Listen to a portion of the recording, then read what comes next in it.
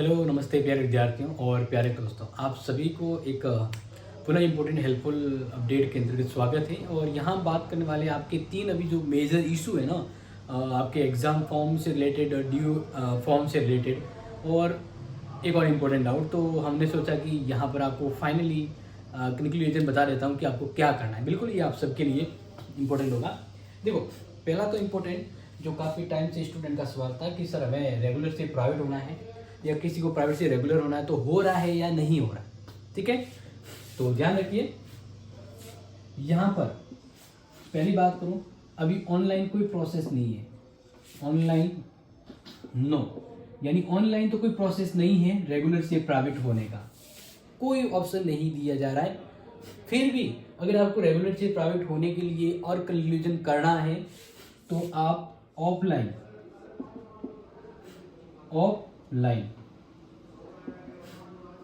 ठीक है, आप क्या कर सकते हैं, ऑनलाइन पॉसिबल। क्या लिख रहा हूँ, पॉसिबल। इसका मतलब ये है कि एक आध का ऐसा केस आया है तो उसने भी क्या किया कि सीधा JNBU गया हेड ऑफिस, और वहाँ एप्लीकेशन लिखकर उन्होंने सबमिट की। तब उसने मुझे रिप्लाई देकर कहा कि सर मैंने जब वहाँ एप्लीकेशन दी और मुझे BST से मेरा नंबर आ गया, मुझे कॉलेज प्राइवेट करनी है। तो जब मैंने वहाँ एप्लीकेशन दी तो उन्होंने कहा कि आप एप्लीकेशन पहले दीजिए जो भी रिक्वायरमेंट है, और इसके बाद क्या आपका हो जाएगा। तो ये वहाँ से एक फुल फ्लैश अपडेट आई है।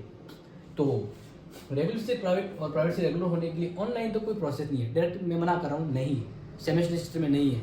ऑफलाइन एक बार आप है ना ट्राई जरूर करें, शायद पॉसिबल है, क्योंकि कुछ स्पेशल केसेज में वो अलाउ भी कर रहे हैं।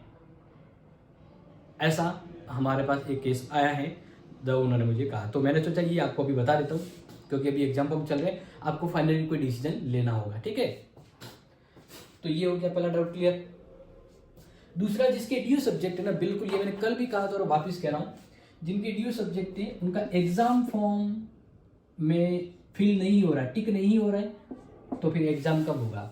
ये बड़ा इशूज है जो अभी बार बार स्टूडेंट का आ रहा है कि सर एक बार पुनः वीडियो बना के आप बता दीजिए कि अब हमें करना क्या है। तो आप सभी को बता देता हूँ। जैसे अगर आपका थर्ड सेमेस्टर है, क्या है, थर्ड सेमेस्टर, जैसे BA थर्ड हो या MA थर्ड, और आपका फर्स्ट सेमेस्टर में कोई ड्यू है, किसमें ड्यू है, फर्स्ट में कोई ड्यू है, तो उसके थर्ड सेमेस्टर का फॉर्म खुल रहा है और वो फॉर्म भर रहा है, लेकिन फर्स्ट सेमेस्टर का ड्यू सब्जेक्ट का ऐड नहीं हो रहा है, वो ड्यू सिलेक्ट कर ही नहीं पा रहा है, फॉर्म ऐड हो ही नहीं रहा है, प्रोसेस हो ही नहीं रहा है, सिर्फ और सिर्फ थर्ड सेमेस्टर का फॉर्म भरा जा रहा है। तो इसके क्या होगा। तो स्टूडेंट कहा कि सर आप एक वीडियो में बताइए कि हमें ये क्या करना, मतलब फॉर्म भरें या रुके। तो रुकने का तो मैं नहीं कहूँगा, क्योंकि समय कम है, 8 तारीख तक आपको फॉर्म भरना है, और 2 तारीख को फॉर्म हुआ, आज 4 तारीख है, तो JNBU वाले ने अभी तक उसमें कोई अपडेट नहीं किया है। तो इसका मतलब है कि अभी वो आपके ड्यू फॉर्म को एक्सेप्ट नहीं कर रहे, तभी तो ऑप्शन नहीं दिया है। तो इसलिए अब मैं आप सभी को कहना चाहूँगा, एग्ज़ाम फॉर्म भर दीजिए, क्योंकि इंतज़ार में आपको कहीं लेट ना हो जाए। ड्यू अगर नहीं जुड़ रहा है तो सबके साथ ऐसा हो रहा है ना, आपको अकेले तो हो नहीं, इसलिए एग्ज़ाम फॉर्म भर लीजिए।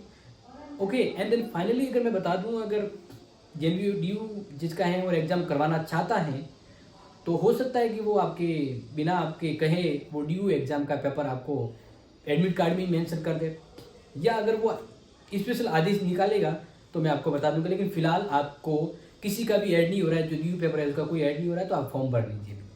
ठीक है, बिल्कुल फॉर्म भर लीजिए। ड्यू है तो सबका सिलेक्ट नहीं हो रहा है, तो आपका भी नहीं हो रहा है, तो वो पीछे रहने दीजिए। तो फिर उसका एग्ज़ाम का कोई पॉसिबिलिटी नहीं है, क्योंकि वैसे तो एग्ज़ाम तो ड्यू का थर्ड के साथ होना था, लेकिन वो ऐड ही नहीं हो रहा है, तो पॉसिबिलिटी खत्म हो जाती है। ठीक है, और JNBU का ही वेबसाइट का फॉल्ट है, उनका ही फॉल्ट है, तो टेंशन मत लीजिए। अगर होगा तो सबके साथ होगा, और करना है तो वो खुद तय करेंगे। इसलिए फॉर्म भर लीजिए। क्या कर लीजिए, यस, फॉर्म भर लीजिए, नहीं तो लेने के देने पड़ जाएंगे और समय पर फॉर्म नहीं भर पाओगे। फिर स्किल कोर्स कौन सा सुने, अभी एग्जाम फॉर्म भर है तो सभी अलग अलग स्टूडेंट अलग अलग सब्जेक्ट भर रहे हैं। तो यहाँ पर उन्होंने एक कहा था,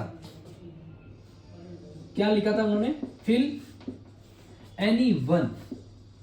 मैंने जो मैसेज दिया था उसमें क्या लिखा, फिल एनी वन, यानी आपके जो 12 या 16 सब्जेक्ट आ रही है उनमें से कोई भी एक सब्जेक्ट आपको फिल करनी है। उन्होंने ये नहीं लिखा कि जिसके पॉलिटिकल नहीं है तो उनको पॉलिटिकल नहीं लेना, उनको उनकी सोशोलॉजी हाँ पब्लिक एडमिशन वही लेना है, ऐसा कोई वहाँ नहीं कहा है। आपको जो 12 की 12 सब्जेक्ट है ना, उनमें से जो सही लगे वो सिलेक्ट कीजिए। मोस्टली तो पॉलिटिकल ईजी रहेगा, तो इसलिए फिल एनी का मतलब आपको उनमें से कोई भी एक सिलेक्ट करना है, ठीक है।